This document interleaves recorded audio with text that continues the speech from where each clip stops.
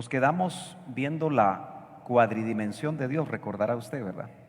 Cómo la esencia necesitó de naturalezas derivadas, o como también lo dijimos, envolturas, para poder manifestarse, el Dios que nadie ha visto ni le verá. Y dijimos que cuando Él empieza a crear, y hoy vamos a hablar un poquito de la creación del universo o de los universos, especialmente los jóvenes que son bastante acuciosos y que navegan en las redes, sin duda, muchas veces cuando ven ciertas cosas y lo comparan con la enseñanza que tienen acceso de la palabra, a veces se pueden sentir confundidos. Porque note usted que la ciencia, que no podemos decir que toda la ciencia está en contra de Dios. El diálogo entre ciencia y fe, generalmente nosotros no tenemos acceso a esos diálogos entre la ciencia y la fe, porque casi siempre se manejan a nivel académico en las universidades teológicas, pero esa crisis de fe, que en algunos momentos como pastor oigo de padres que me dicen, es que mi hijo está siendo bombardeado en la universidad y su fe está cambiando. Entonces nosotros tenemos que ir un poquito más profundo y darnos cuenta que el Creador, que es un Padre eterno creador, en algún momento creó los mundos, los universos o el universo, pero lo voy a explicar. La ciencia dice que el universo, no se ponen de acuerdo, algunos dicen que son 13.800 millones de años que tiene el universo. Otros dicen, es muy parecido, 13.770 millones. Usted dirá, ¿cómo hacen para calcular eso? Bueno, yo no soy científico, no soy astrónomo, trato de entender un poquito lo que ellos hacen, pero entiendo que ellos, al tener telescopios muy arriba de nuestra atmósfera y a través de ciertas ecuaciones, ciertas medidas que ellos hacen, que creo que nosotros no podríamos entender fácilmente, llegan a esas conclusiones. Cuando hablan de la Tierra, hablan de 4.500 millones de años. Sin embargo, la tradición evangélica sigue diciendo que la Tierra tiene 6.000 años de historia. Como aquí solo estamos exponiendo, no sé cuál es su postura.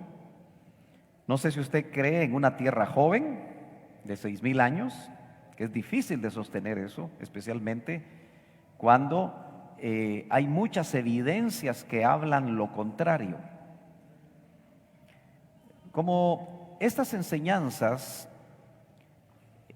hace más de 30 años las compartió el doctor Ríos, a veces creo que muchos miembros de la iglesia no se dieron cuenta de algunos aspectos que él trasladó, porque especialmente en la iglesia en general él bajaba un poco el volumen de su revelación o la revelación que había recibido, porque entendía que no lo entendían. Pero tuvo círculos cerrados donde compartió esto, y ahora yo insisto, usted tiene la posibilidad de oírlo directamente, especialmente aquellas generaciones que nacieron después de que él muriera. Ahora usted, si tiene poco de venir a Betel y de repente no oyó mucho de las enseñanzas del doctor Ríos, pensará, ¿y por qué no hablan de Cristo, sino que están hablando de un tal doctor Otoniel Ríos Paredes? Pero fue el vaso que Dios usó para las enseñanzas que estamos transmitiendo. Yo creo que la mayoría de ustedes lo entiende, ¿verdad? Muy bien. La ciencia habla de una teoría que se llama el Big Bang. No sé si algunos han oído ese concepto. Big Bang. O el gran estallido en español. Por supuesto, nosotros no vamos a decir desde este púlpito que esa fue la forma que Dios usó para crear el universo, porque no tenemos una certeza. Y lo llamativo es que los científicos dicen que se dio este gran estallido, y creo que parte de lo que ellos llegaron a estas conclusiones es que nuestro universo, o el universo visible, se sigue expandiendo.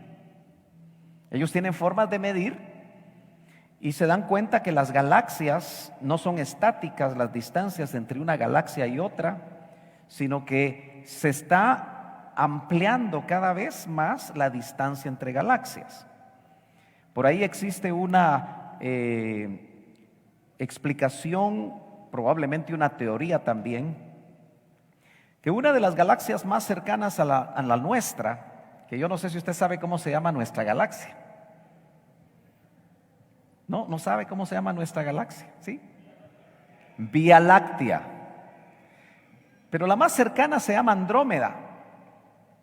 Y creen que dentro de unos cuantos millones de años, Andrómeda y la Vía Láctea van a chocar y se van a fundir en una sola. Afortunadamente nosotros creemos que el Señor ya viene, ¿verdad? Así que yo creo que eso no lo vamos a ver. Gloria a Dios. Los científicos no saben qué fue lo que, en su teoría, lo que provocó el gran estallido. Si esa fue la manera como Dios lo hizo, aunque en la Biblia no lo tenemos así de claro, sí llama mi atención cuando dice, sea la luz, Génesis 1:3. Y llama la atención que ese gran estallido lo que trasladó fue una gran emisión de luz, que es una forma de energía. Pero como le digo, no podemos nosotros decir que esa fue la manera como Dios lo hizo, porque lo pudo haber hecho de otra manera. Lo cierto es que estas gráficas nos muestran que en ese gran estallido, con una gran mover de energía, es interesante que se empezaron a formar a través de millonadas de años, porque estas explicaciones siempre involucran millonadas de años, como también lo que es la teoría de la evolución de Darwin. Es otra de las teorías que quieren y pretenden todos los, diríamos, los sistemas educativos hacer que nuestros hijos, quizá nuestros nietos, crean que la tierra se formó, el hombre se formó a través de un movimiento donde Dios no existe. De tal manera que obviamente son teorías ateas, que de alguna manera tenemos nosotros que comparar con algunas de las revelaciones, porque la pregunta es, ¿realmente es un creacionismo o, como dicen los científicos, una evolución? Pues nosotros creemos que es indudablemente un creacionismo, porque está el Dios creador detrás de todo esto. Esta otra foto, que se supone fue captada por estos grandes telescopios, cada una de esas luces que parecen estrellas en realidad son miles y miles de galaxias. Ahora imagínense la espiral de nuestra Vía Láctea, que se supone que dice que tiene en el centro un hoyo negro que se traga todo. Apenas nuestra Tierra, que es de los planetas más pequeños, sé que todavía hay uno más pequeño dentro del sistema solar, podríamos compararlo en esas grandes inmensidades con un granito de arena, nuestro planeta. Incluso algunos han hecho esos estudios y ponen la pequeña, como una semilla de mostaza, comparado con los grandes planetas que han descubierto. Y en ese pequeñito granito de arena está usted y estoy yo, y a veces nos sentimos creídos, ¿verdad? Creemos que somos los amos del universo, pero en realidad el Padre Creador, que ha venido creando desde la eternidad pasada, lo lindo es que tiene algo con la tierra y tiene algo con los humanos. Porque yo no sé si a usted le llama la atención por qué el Señor vino a morir a la tierra. y vino y se vistió de hombre, es decir, humano. ¿Por qué no marciano? ¿Por qué no venusiano? ¿Por qué Dios escogió a la tierra, la que llama el estrado de sus pies? Yo recuerdo haber oído al hermano Otto considerar que la tierra en algún momento realmente fue el estrado de los pies del Señor, en una forma más literal de lo que nosotros podemos explicarlo, pero que fue lanzada del estrado de los pies del Señor.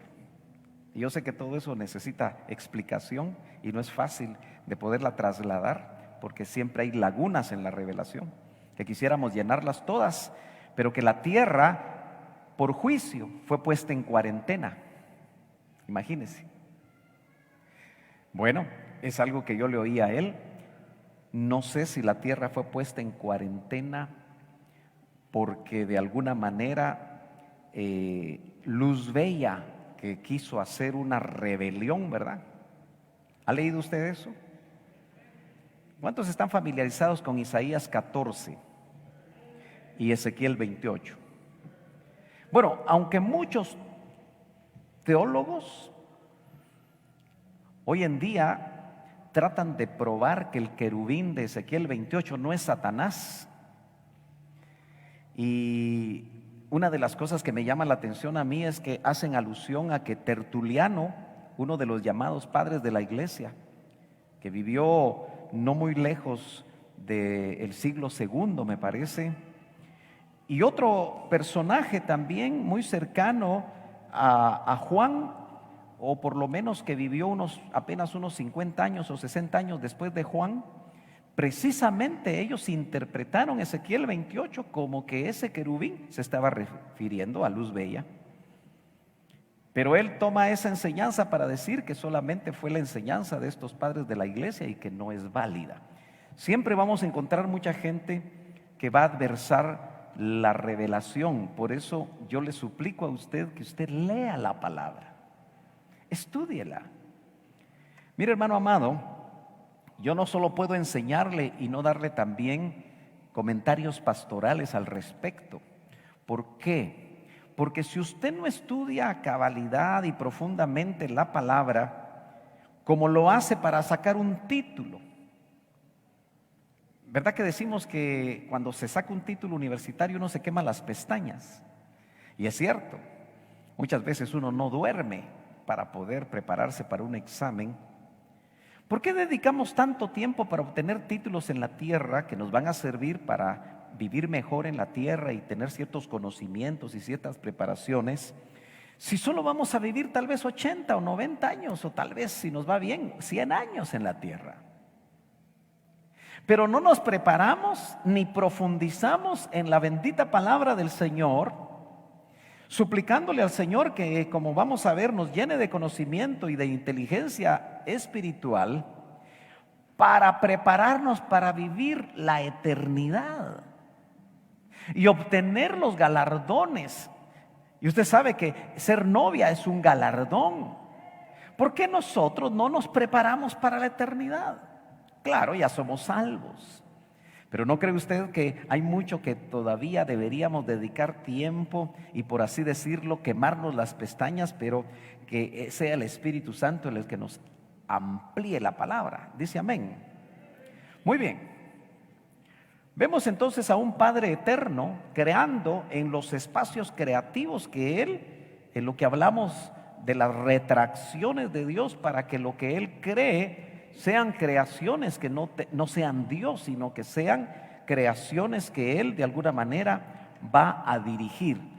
Y nosotros vemos una jerarquía hasta cierto punto celestial, porque se mueve en esos ámbitos. Y vemos que en algún momento de la eternidad pasada el Señor crea a los serafines. La palabra hebrea de donde surge esto es seraf, y habla de seres luminosos o seres de fuego. Pero una cosa que llama la atención, porque a nosotros cuando oímos serpiente siempre la relacionamos con el mal, pero seraf tiene dentro de su estudio de un idioma hebreo antiguo, habla de serpentear.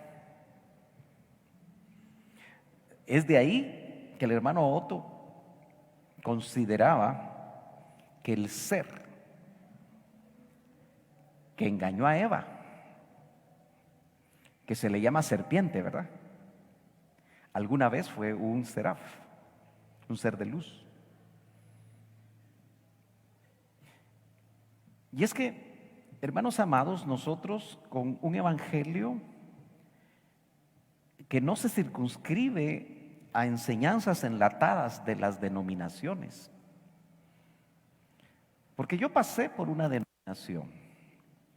De los 11 a los 22 años yo estuve en una denominación cristiana evangélica, yo diría con doctrina sana, por lo menos en las doctrinas columnares que todo hijo de Dios debe de darse cuenta que es sano, pero que por supuesto, siendo calvinistas, y cuando hablo de calvinismo, no sé si todos entienden qué estoy diciendo, ¿sí? Ayúdeme por favor.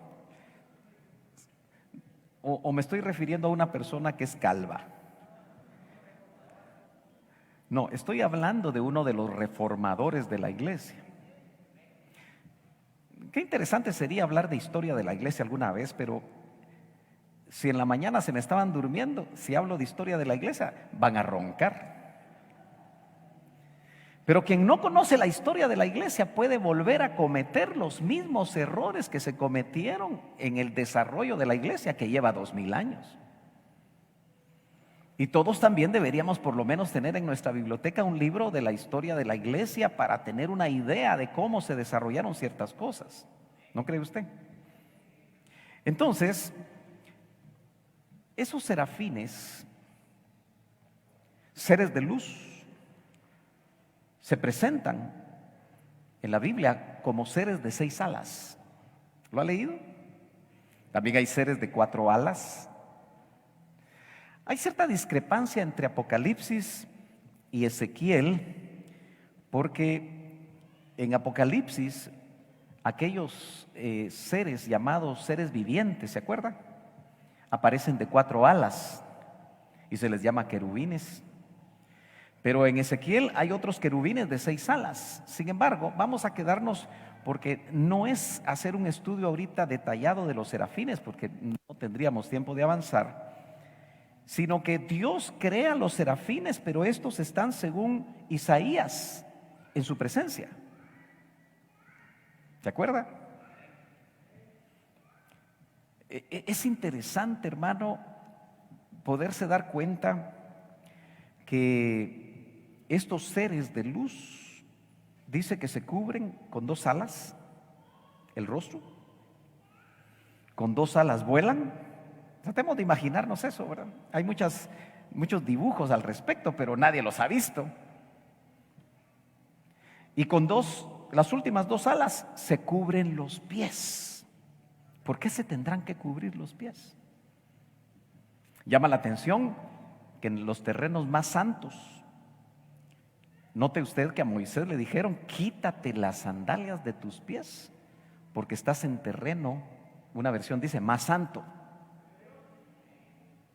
Entonces, no sé si eso tenga que ver o no, pero lo cierto es que fueron creados serafines, no sabemos cuántos, y como que están en un ámbito, y llama la atención que tampoco ellos ven probablemente la presencia de Dios, precisamente porque dice que Él habita en luz inaccesible. Estoy hablando del Elyon para hacer contexto a lo que hablamos el domingo pasado. Pero no solo serafines el Padre Eterno ha creado, y no son creaciones humanas. Lo llamativo es que cuando vienen a la tierra, porque hay registros bíblicos que indican que cuando los ángeles o ciertos seres se presentan como humanos, pero no son humanos. Interesante, ¿verdad? Los querubes o querubines también están dentro de esa jerarquía, dentro de una esfera celestial, que algo que llama la atención es que los vemos nosotros después de que Adán y Eva pecan, no pone serafines a cuidar el huerto, tampoco pone arcángeles ni ángeles, pone querubines. Dentro de esa jerarquía, sin duda, ocupan un lugar especial porque cuando son echados del huerto, lo lee usted, me parece que en el capítulo 3 de Génesis, dice que ponen querubines con espadas revolventes en la entrada del huerto, para evitar que vuelvan a entrar al huerto, donde quizá lo más triste es que ellos tuvieron que reconocer que al pecar dejaron de estar cercanos y en comunión con la presencia de Dios, que Él los visitaba. Entonces note usted que el pecado, un principio que podemos sacar de ahí es que el pecado limita nuestra comunión con Dios. Por eso cuando usted sea alcanzado por el pecado, arrepiéntase rápido, rápido, rápido. Busque mi arrepentimiento. El arrepentimiento no es solamente llorar, sino es un cambio de mente. Busque meditar qué fue lo que usted permitió en su vida y cambie su mente y pídale al Señor que le ayude a apartarse. Y si no puede apartarse, busque ayuda. Porque a veces el pecado continuado puede ser producto de algo que lo tiene a usted atado, lo tiene amarrado a algo. Entonces los querubines también los vemos en el velo entre el lugar santo y el lugar santísimo. Pasar del lugar santo al lugar santísimo, en la ley, en los tiempos del sacerdocio levítico, solo se podía hacer una vez al año y solo lo hacía un sumo sacerdote y con sangre, que no era de él, sino que era de víctimas. Pero toda esa parte litúrgica, llamemos así, en lo que es el tabernáculo de Moisés, prefiguraba a uno que iba a morir, derramando su sangre para que nosotros pudiéramos tener acceso cuando quisiéramos al lugar santísimo. En el día de la expiación, el sacerdote hacía todo lo que está especificado en el capítulo 16 de Levítico para poder desarrollar ese día del arrepentimiento, creo que hoy le llaman del Yom Kippur. Pero lo cierto, hermano amado, es que esos querubines estaban ahí, pero un día ese velo se rasgó. Y usted tiene que poner atención cuando se rasgó y cómo se rasgó, de arriba, o sea que depende de Dios, para abajo. Pero como ese velo tenía querubines, si se partió exactamente en la mitad, un querubín quedó para este lado y un querubín quedó para el otro lado, y se abrió el velo en el templo, mostrando que ya no había limitación por la sangre de Cristo, por su muerte en la cruz del Calvario, para todo aquel que tuviera fe y le revelaran esto. Yo sé que algunos de ustedes oyeron el tema de la mañana, pero tengo que repetirlo ahora porque quiero estar muy pendiente de cómo usted va recibiendo la palabra. Pero yo dije algo que vuelvo a repetir, y si usted ya lo oyó, pues vuélvalo a meditar, que somos unos ingratos. Porque teniendo abierto el camino hacia el lugar santísimo, no lo aprovechamos. A veces ni en el templo, porque estamos imbuidos de otras cosas. Aún en el templo estamos pensando en otras cosas. A veces estamos de cuerpo presente, pero nuestra mente está volando, ¿verdad? Y se supone que es en el templo, en el culto a Dios, donde tenemos más posibilidades de entrar al lugar santísimo, porque si somos honestos, en casa cuesta mucho. Hay una señora que se llama televisión, que quita mucho tiempo a la gente y a los hijos de Dios. Y si no, otro tipo de pasatiempos, otro tipo de ocupaciones. Pero si antes solo se podía entrar una vez al año, ¿cómo es posible que ahora no entremos cada vez que podamos al lugar santísimo? Yo creo que es ahí donde hay mayor revelación y necesitamos entrar más seguido. Los santos, y de una vez vamos a ver los vigilantes, No sabemos qué tipo de seres sean. Solo se les llama santos y vigilantes. Claro, un santo puede ser tal vez un ángel, un arcángel, pero yo creo que tienen una gran jerarquía. Tal vez podría ser un querubín, porque solo dice santos. Pero los santos y los vigilantes, ¿por qué son vigilantes? Fíjese que eso me hace recordar a mí, rapidito, porque el tiempo aquí corre muy rápido, cuando en el capítulo 1 de Job dice que los hijos de Dios fueron con Dios, ¿cierto? Como a presentar reporte. ¿No serán esos los vigilantes? Aquí se les llama hijos de Dios. Ahora, cualquiera puede ser hijo de Dios por creación o por engendramiento. Entonces, lo que llama la atención es que se presenta Satanás también. Que el Señor lo reprenda, ¿verdad? ¿Cómo es posible que él tenga acceso? ¿Cómo es posible que él pueda llegar a la misma presencia de Dios? Y lo hizo para acusar o para tratar de tenderle una trampa a Job. Usted conoce la historia. Pero qué interesante que en el Salmo 82, verso 1, si usted me acompaña a ver el Salmo 82, verso 1, es un salmo de Asaf, dice: Dios, Elohim, está en la reunión de los dioses, y ahí se usa una palabra hebrea chiquitita que es él, y se traduce dioses. Bueno, ¿y esos dioses quiénes son? Y esa reunión que preside Dios, ¿y esos personajes quiénes serán?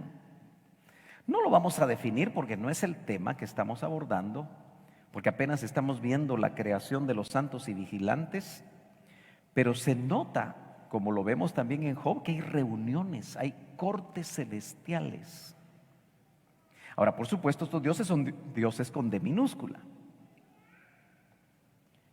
Y si usted tiene duda acerca de esto, déjeme ver si en 2 de Corintios, capítulo 7, si lo recuerdo bien, 2 de Corintios, déjeme ver, porque estoy tratando de recordar esto, donde dice Pablo, es el 8:5, un capítulo después de lo que le había dicho. Y es 1 de Corintios, hermano. ¿Sí? 8:5, ¿lo tiene? Va. Dice, porque aunque haya algunos que se llamen dioses, y aparece con D minúscula, o en el cielo, o en la tierra, llama la atención, en el cielo, como hay muchos dioses y muchos señores. Por eso Él es Dios de dioses y Rey de reyes. Entonces, hermanos, dentro de toda esa enorme gama, y es interesante, ¿verdad, hermano? Pero, ¿cuántos han oído? Y yo sé que de alguna manera tienen su opinión, que Luz Bella, antes de caer, fue enviado a la tierra. ¿Ha habido eso? Y al parecer desde aquí quiso armar su rebelión contra el Señor. Subiré, dice. Eso lo lee en Isaías 14 o Ezequiel 28. No es el tema también, pero yo quiero darle apetito a usted para que lea la palabra. Amén. Que después de su comidita, dentro de un rato, si se quiere echar su siesta, pues allá usted si se la echa, pero después en lugar de encender la tele o hacer otra cosa, ¿por qué no agarra la palabra y dice, bueno, voy a leer esto? Y si tiene otras versiones, también. Y empieza, hermano, a mostrarle al Señor su interés, de que Él le confirme verdades. Ahora, ¿cómo funcionan los santos y los vigilantes? Los vemos decretando. de parte de Dios. Esos son los verdaderos decretos. A mí me da risa los decretos de los ministros de hoy, que decretan y no pasa nada. Decretan cielos abiertos y los cielos están más cerrados que saber qué. Pero como es una terminología que repiten como loritos unos de otros sin saber realmente qué significa, para mí el único que abre los cielos es Dios. Fíjese que Esteban está muriendo, pero él no dice, voy a abrir los cielos. No, él lo que dice es que vio los cielos abiertos, porque se los abrió el Señor, porque se agradaba de lo que estaba haciendo él, poniendo hasta su vida. Y entonces vio al Señor. Eso lo ve usted en Hechos 7, me parece. Pero los santos y los vigilantes decretaron que por 7 tiempos, es decir, 7 años, un rey famoso, que históricamente lo encontramos, Nabucodonosor, rey de Babilonia, se volviera una bestia.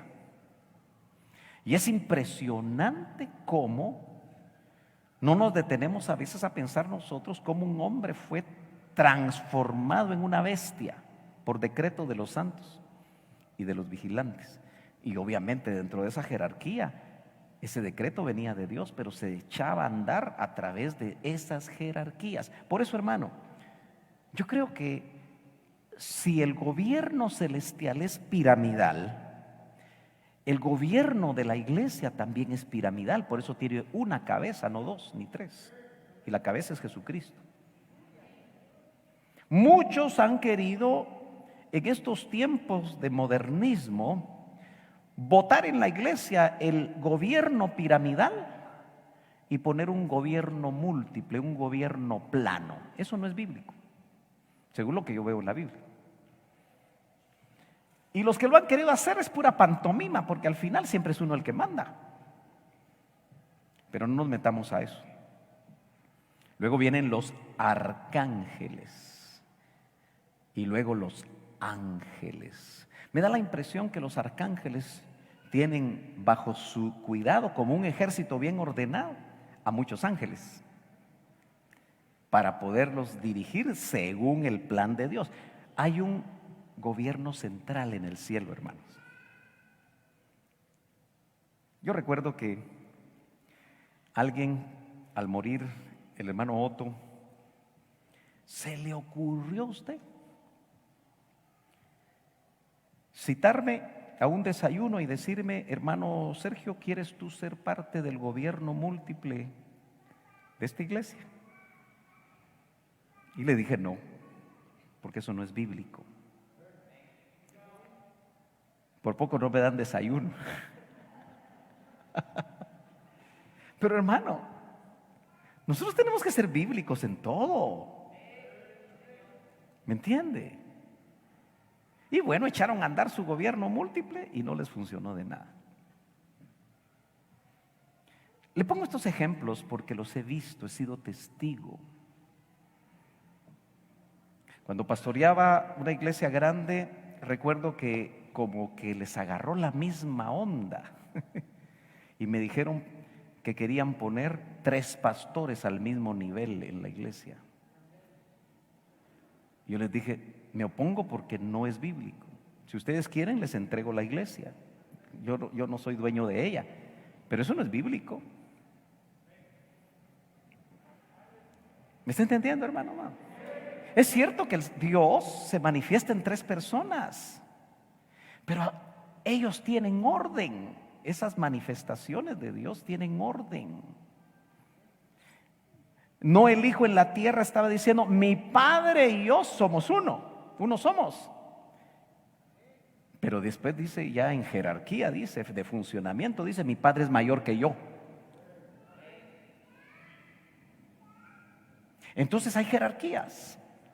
Y estas jerarquías piramidales de creaciones celestes, donde no vemos ahí humanos, aunque se puedan presentar como tales según el plan de Dios y su misión, pero finalmente encontramos dentro de esa jerarquía los humanos del cielo, los celestes. Bueno, solo quédese usted con eso, porque lamentablemente hoy todo lo tenemos que hacer por partes. Si no, tendríamos que tener un seminario de muchas horas y yo creo que es demasiado contenido. ¿Por qué los humanos del cielo? Porque esos espíritus, ¿cuántos han oído del depósito de espíritus? ¿Les suena? Bueno, busquen en Malaquías capítulo 2, verso 15 me parece, que se habla de un depósito de espíritus. Y aunque está dando una enseñanza matrimonial o para parejas o para el varón y su esposa, porque le dice, mira, por esto y esto y esto no seas desleal con la mujer de tu juventud. Porque él, teniendo abundancia de espíritus, escogió uno. Interesante eso. Entonces quiere decir que en ese depósito de espíritus, creados o engendrados, los espíritus de los celestes, porque estamos hablando de la ruta de los celestes, tuvieron un inicio. Y por eso el hermano Otto le llamaba, y me parece que encontró una versión que por supuesto yo no tengo, como los humanos del cielo. Y acuérdese que dice 1 Corintios 15 que unos van a tener la imagen del terrenal, pero otros van a tener la imagen del celestial. Bueno, acuérdese hacer sus preguntas.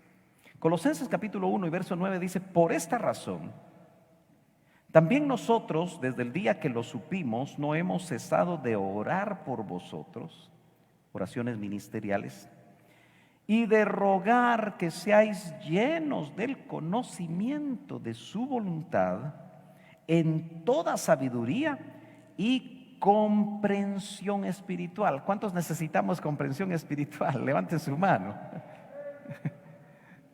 Necesitamos comprensión espiritual, hermano, para lograr entender por lo menos lo que fue revelado en el capítulo hombre, porque no sabemos cuántos otros capítulos hay.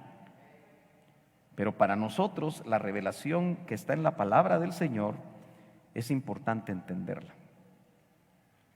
Bueno, yo en el libro de la Ruta de los Celestes tengo esto que quiero compartirlo literalmente. Dice el doctor Ríos Paredes, Otoniel Ríos Paredes, fundador de Ministerio Selim. Hay algunas personas que creen que Ministerio Selim no empezó en Guatemala, sino que empezó en otras latitudes. No, Ministerio Selim comenzó en Guatemala a través de un avivamiento que el Señor dio. Recibió por muchos años, creo yo, este entendimiento espiritual que lo hizo diferente, como vaso. Revelación que le permitió instruir a muchos ministros respecto a verdades poco conocidas, no dentro del paquete doctrinal denominacional, en Guatemala por lo menos, bueno, y creo yo que en diferentes partes del mundo, y otras verdades tergiversadas, porque aparecen tergiversadas en otros grupos. Y eso, cuando este varón fue usado, lo atacaron muchas veces. Y probablemente los nuevos atacadores de este tiempo, al oír estas enseñanzas, porque nos arriesgamos a sacarlas por internet, también nos van a atacar, pero bueno, que el Señor nos ayude, ¿verdad? Tal fue el río de revelación que hubo un momento en el cual él conformó un equipo de ministros cercanos para compartirlas. Y este servidor de ustedes tuvo la oportunidad, por pura gracia de Dios, de formar parte de ese equipo, porque funcionó más o menos 10 años. El doctor Ríos decía, de los agradecidos se sirve Dios,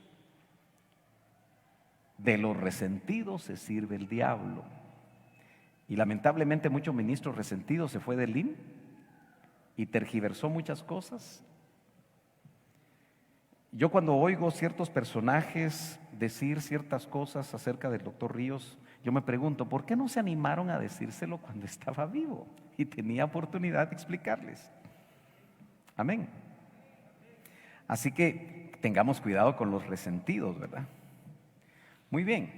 Esta foto la pongo básicamente porque me gusta, porque estoy joven y delgado. Bueno, yo sigo delgado, ¿verdad?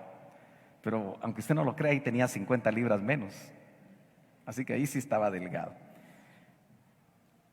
Y tengo esa foto porque realmente fue una bendición haber podido caminar de cerca con el hermano Otto y que él tuviera la confianza de poder escuchar de cerca estas verdades que me tomó muchos años digerirlas. Muchos ministros iban a esos estudios, hermanos amados, que se llamaron Grupo de Conformación de Doctrina, nos reuníamos los martes en la mañana, a veces 10, a veces 15, pero salían corriendo a enseñar lo que el doctor Ríos enseñaba, y él decía: no lo enseñen, digiéranlo, porque, hermano amado, yo no sé dónde va a comer usted, ojalá invite, pero un buen pedazo de carne, especialmente los que ya tenemos el metabolismo un poco lento, ¿cuánto tiempo toma digerirlo? Así un pedazón de carne. Lleva horas, ¿verdad? Y a veces cuando como carne le digo a mi esposa: mira, creo que me cayó mal porque no lo digerí muy bien. Y por ahí dicen que toma hasta 48 horas que el cuerpo digiera la carne. Por eso le dicen a uno que no coma tanta carne roja. Pero al punto al que le quiero llevar es que así es la comida sólida. Hay que digerirla. Y a mí me tomó muchos años digerirlo, hermano. Tal vez soy muy tuntún. Pero otros salían inmediatamente a enseñarlo como que si fuera de ellos. Y así hicieron grandes ministerios, saludando con sombrero ajeno. Y hoy lo peor es que ya ni recuerdan de dónde salieron. Pero bueno, sigamos adelante. Las enseñanzas que a lo largo del desarrollo de la ruta de los celestes se exponen. Es importante para mí decir esto, porque esto que estoy enseñando no es mío. Alguien, cuando leyó el libro, me escribió y me dijo: está bonito vos, pero ¿cuándo vas a escribir lo tuyo? Y me quedé pensando. Prefiero mejor tratar de poner en orden lo que oí y más o menos digerido, trasladarlo a aquellos que tengan oídos para oír. Amén. Fueron escuchadas en su mayoría de boca de dicho ministro, por lo cual el actual trabajo no es más que una recopilación de ellas y el deseo de ponerlas en orden para que el lector pueda tener una mayor comprensión y, por supuesto, se forme su propio criterio de acuerdo a la luz que cada uno tenga. Aquí exponemos, no imponemos. Eso sí, como leímos aquel salmo: en tu luz, busquemos la luz del Señor, veremos la luz. Amén. Bueno, hoy sí vamos a entrar con ustedes porque creo que no me alargué tanto en la introducción al tema de la preexistencia. Amén. Y vamos a empezar con un verso que a mí me impresiona mucho en Isaías, capítulo 40 y verso 21, que hace por lo menos 1, 2, 3, 4 preguntas. Qué interesante es cuando Dios pregunta, ¿verdad? Mire qué blanqueada le dio el Señor a Job, ¿verdad? Cuando le empezó a preguntar, porque Job estaba mero hinchado de cómo era de bueno él. Y entonces el Señor le preguntaba un montón de cosas que lo dejaba a él y a nosotros en la luna. O usted ya conoce todo lo que aparece en Job. Pero en Isaías, el profeta del Hijo dice en la Reina Valera: ¿no sabéis? Esa es la pregunta. ¿No sabéis? ¿No habéis oído? Nunca os lo han dicho desde el principio. ¿Qué principio será ese, verdad? ¿No habéis sido enseñados desde que la tierra se fundó? Los hombres dicen que la tierra se fundó hace 4.500 millones de años. Si eso es cierto, ¿será que nosotros fuimos enseñados hace ese montón de años atrás? ¿Qué dice usted? Ay, hermano, no es para tanto.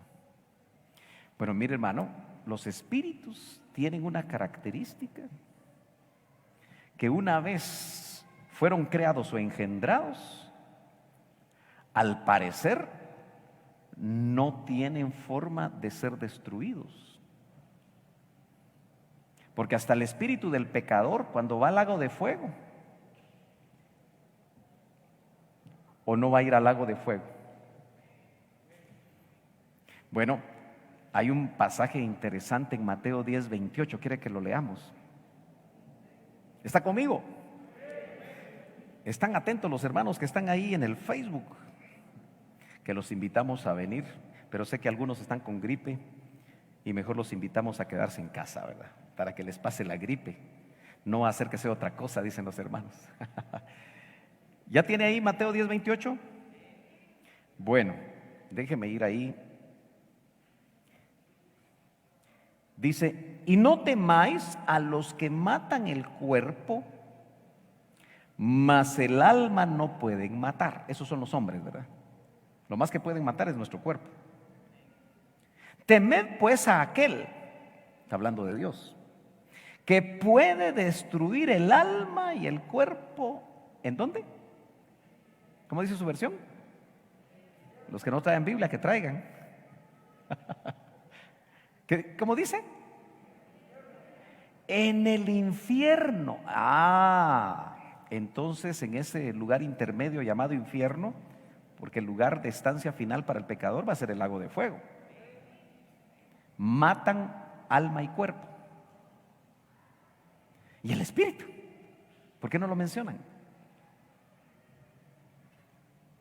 Bueno, ahí nos metimos a un hoyo. Pero note que no mencionan el espíritu. Y en el Antiguo Testamento dice que cuando uno muere, el espíritu vuelve a Dios que lo creó. Y lo dice en general. Entonces quiere decir que el espíritu del pecador vuelve a Dios, pero no sabemos a dónde lo clasifican, mientras se da el juicio del gran trono blanco, donde se integra otra vez espíritu, alma y cuerpo, y se sacan los libros. Alfredito, ¿qué vas a decir cuando te lean en los libros? Amén. Porque el que no esté escrito en el libro de la vida, aunque haya servido, diezmado, trabajado, servido en Betel, pero no fue salvo, porque no nació de nuevo, sino tuvo religión. Dice que es echado al lago de fuego. Tribunal, el trono del gran, o mejor dicho, el juicio del gran trono blanco. ¿Estamos de acuerdo? Bueno, entonces, ¿dónde fuimos enseñados nosotros? Antes, aquí dice, no habéis sido enseñados desde que la tierra se fundó. ¿Cómo entendemos ese pasaje, mis hermanos? Bueno, ahí va otro, Job 38:19. Algunos de estos pasajes son conocidos por ustedes, pero creo que siempre que los abordamos hay mucho que podríamos seguir sacando. Otra pregunta que le hace Dios a Job: ¿dónde está el camino a la morada de la luz? Uno se pregunta, ¿tendrá morada la luz? ¿Y la oscuridad, dónde está su lugar? Para que la lleves a su territorio. O sea, la oscuridad tiene territorio. La cosa está que nuestro corazón no esté lleno de oscuridad, ¿verdad? Sino que esté lleno de la luz de Cristo. Para que disiernas los senderos de su casa. Qué preguntas, ¿verdad, hermano? Pero el verso 21 nos deja a nosotros quietos. Tú lo sabes, Job, porque entonces ya habías nacido, Jobito, y grande es el número de tus días. ¿Será que Job tenía unos sus 200 años? ¿No lo dice la Biblia? ¿Se estaba refiriendo a eso? Seamos cuidadosos y veamos despacio. Dice que cuando se estableció la morada de la luz y la oscuridad, que eso nos pone en un momento creativo. ¿Estamos de acuerdo? ¿Sabe por qué yo me detengo? Porque ya los veo cansados. Y eso que no llevo ni 45 minutos de enseñanza. ¿Está despierto? Los de la mañana estaban algunos dormidos. Tú lo sabes, le dice a Job que era un hombre. ¿Y de dónde lo aprendió Job? Porque ya habías nacido. ¿Será posible que este pasaje nos esté diciendo claramente que nosotros, aún cuando se fundó la tierra, ya nuestros espíritus habían nacido?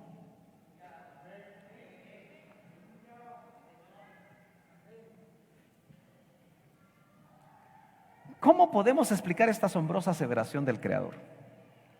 Que da por sentado que Job ya había nacido. Tiene que hablar de otra cosa, no del nacimiento en la tierra. ¿Puede un hombre tener conocimiento de acontecimientos ocurridos en la creación por lo que dice la Biblia? Sí. Si el Señor viniera a pasarnos un examen, estaríamos preocupados de no poder ni de responder como Job, ¿verdad? Tendríamos que decir, como dijo otro: Señor, tú lo sabes todo, porque nosotros no muchito. Pero note que ahora tenemos Biblia. Lo que pasa es que no la leemos ni la escudriñamos. El autor habla de un nacimiento espiritual en la preexistencia. ¿Está de acuerdo con eso? Ese ya habías nacido, no era su cuerpo, era su espíritu. Así que ya somos viejitos. Lo más maravilloso es entender cosas que espero que las podamos chequear. Bueno, muchos se preguntan: si mi espíritu tiene muchos años de haber nacido, ¿por qué no me acuerdo? Es una buena pregunta. Porque yo me debería de acordar, dice. Entonces a eso le llamó el doctor la memoria ancestral. Mire lo que dice el Salmo 23:6. Ciertamente el bien y la misericordia me seguirán todos los días de mi vida. Gloria a Dios, ¿verdad? Y en la casa del Señor, alguien me preguntó por qué dice la casa del Señor y no la casa de mi padre. Bueno, una explicación sencilla.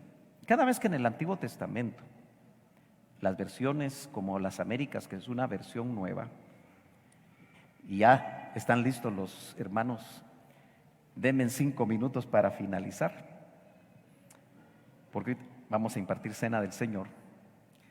Pero en el Antiguo Testamento, el famoso tetragramatrón, que es compuesto de 4 palabras griegas, YHWH,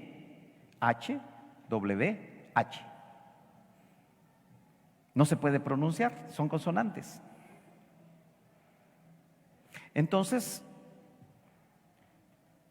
con el tiempo les agregaron vocales a esas 4 consonantes y sale la palabra Jehová. Otros le dicen Jehová, otros Yahvé y otros Yahweh, como la pronunciación más cercana. Pero ese nombre se refiere al Padre. ¿Estamos de acuerdo? Entonces cuando dice y en la casa del Señor, las nuevas versiones no se quieren hacer bolas y no ponen el tetragramatrón, aunque lo que aparece ahí son las 4 consonantes, y prefieren mejor traducir para no meterse en problemas, porque muchos estudios quisieran quitar la palabra Jehová por mal traducida, entonces traducen Señor. Entonces aquí en la casa del Señor, que es nuestro Padre, moraré por largos días. Pero me quedo con esto. La versión Las Américas, tal vez de una data de 30 años atrás, tradujo: y en la casa del Señor moraré por largos días, pero en la palabra moraré, no sé si la logra ver, moraré, hay un 2, ¿sí? Esa es una llamada Y usted lo puede ver abajo. El 1 lo colocaron en ciertamente. Y el 2 dice, otra posible lectura es volveré. ¿Lo lee bien? Eso cambia todo el pasaje. Y en la casa del Padre del Señor, o a la casa del Padre del Señor, volveré. Yo no he tenido la oportunidad de hablar con los exégetas que tradujeron la versión Las Américas, pero son especialistas. ¿Me entiende? Y pusieron esa notita. Y eso nos recuerda a nosotros que si ya estuvimos en la casa del Padre, solo eso encuentra razón para traducir volveré. Ellos no se animaron a traducirlo, pero sí lo pusieron. Y yo creo que el Señor permitió que lo pusieran. Solo podemos volver al lugar donde estuvimos antes. Así que nos quedamos ahí, avanzamos un poquito más que en la mañana en la preexistencia, pero hoy vamos a ministrar la cena del Señor. Así como está sentadito mientras los hermanos van pasando, mis hermanos servidores, por favor se pueden acercar y colocarse. Vamos a orar. Y vamos a pedirle al Padre Creador,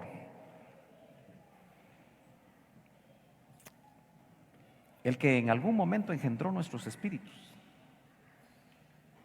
que Él en esta mañana nos bendiga.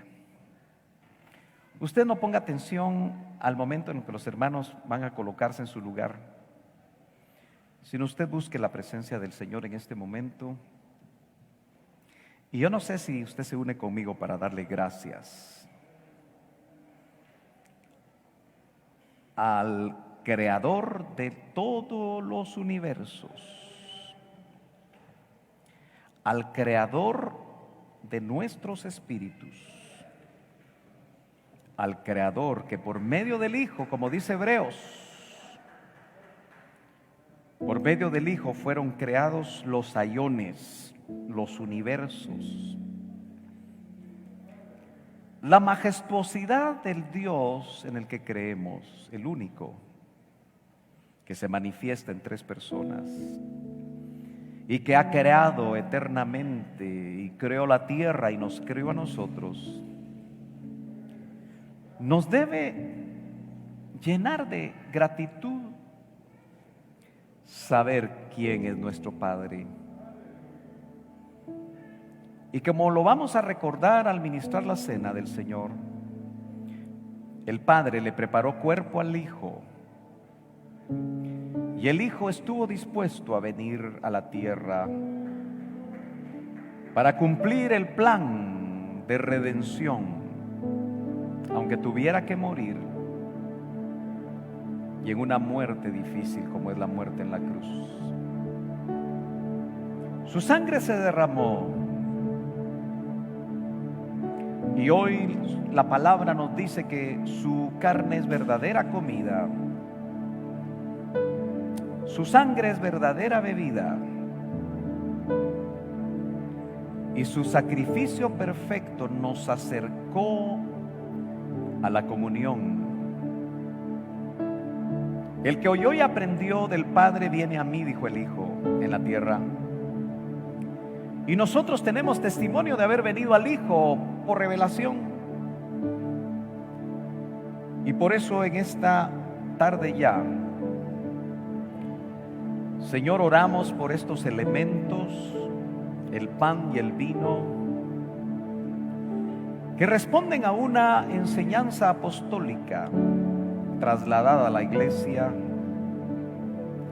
Y por eso hoy, Señor, te pedimos que el pan y el vino sean santificados en el nombre de Jesús en esta hora,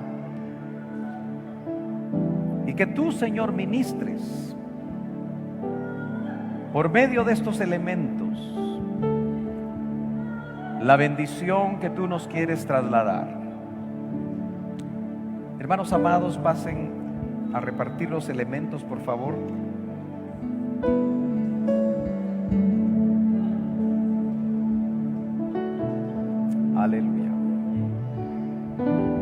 Gracias, Señor Jesús. Mientras los hermanos alaban al Señor. Gracias, Padre. Es por tu espíritu, tu sangre, tu amor.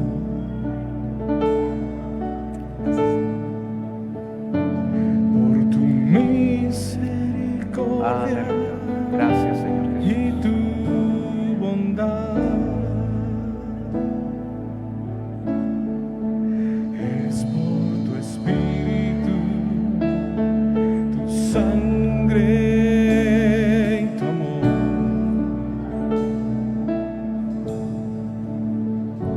Por tu misericordia y tu bondad.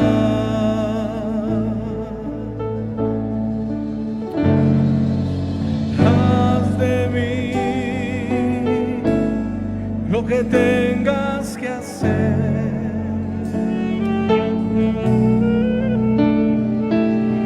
Barro en tus manos, yo quiero ser.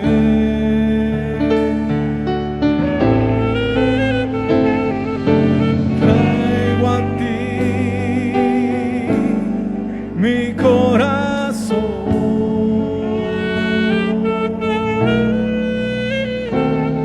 Opera Jesús con tu espíritu. Aleluya. Si alguien todavía no ha recibido, levante su mano. Allá al fondo hay un hermano que no ha recibido. Levante bien su mano para que lo puedan identificar si usted no tiene pan y vino. Gloria a Dios. Creo que estamos todos. La palabra del Señor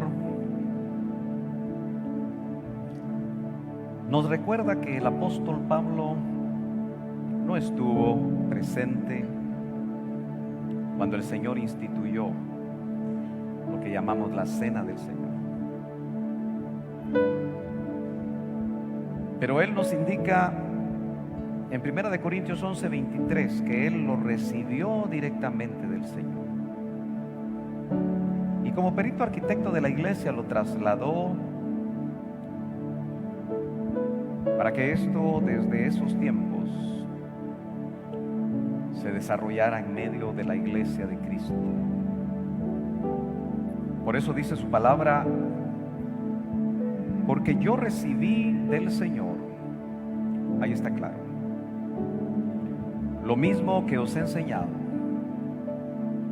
Esto es algo que se debe enseñar. Que el Señor Jesús, la noche en que fue entregado, tomó pan y después de dar gracias, lo partió y dijo: esto es mi cuerpo, que es para vosotros. Note qué aseveración tan importante. Él entregó su cuerpo por nosotros, su iglesia, su cuerpo místico. Haced esto en memoria de mí y en memoria del Señor. Comamos del pan, hermanos.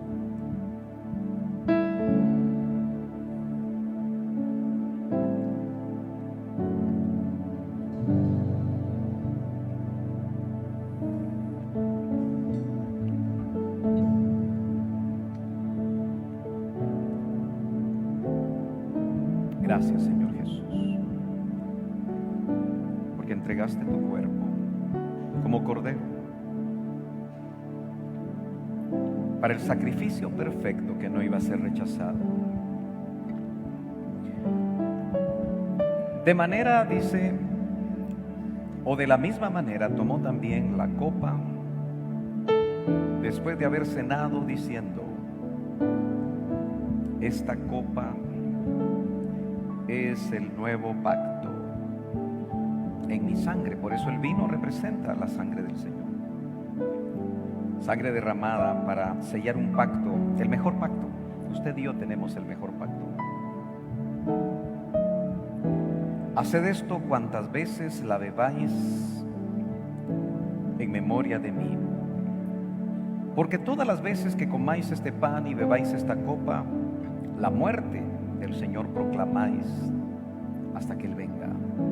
Por lo que estamos haciendo, estamos proclamando las potestades.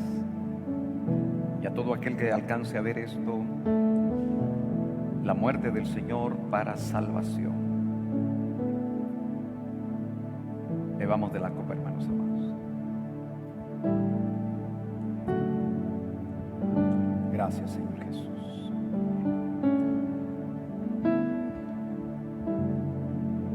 Tu carne es verdadera comida, tu sangre es verdadera bebida. Participar de la cena nos hace permanecer en ti. Participar de la cena nos garantiza la resurrección. Según San Juan 6. Por eso en esta hora solo te podemos dar gracias, Señor. Solo esté pendiente de entregar la copa y vuelva a meterse un momentito más en la presencia del Señor. Aleluya.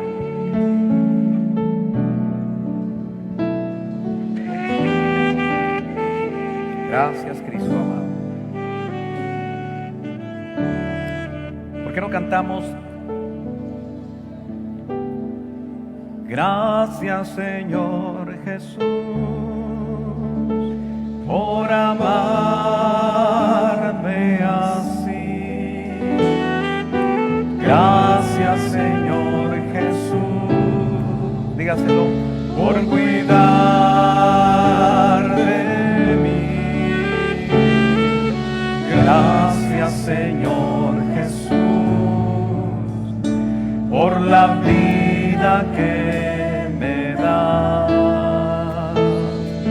Gracias te doy a ti. ¿Cuántos se lo quieren decir puestos de pie? Gracias, Señor Jesús, por amarme así. Gracias, Señor Jesús,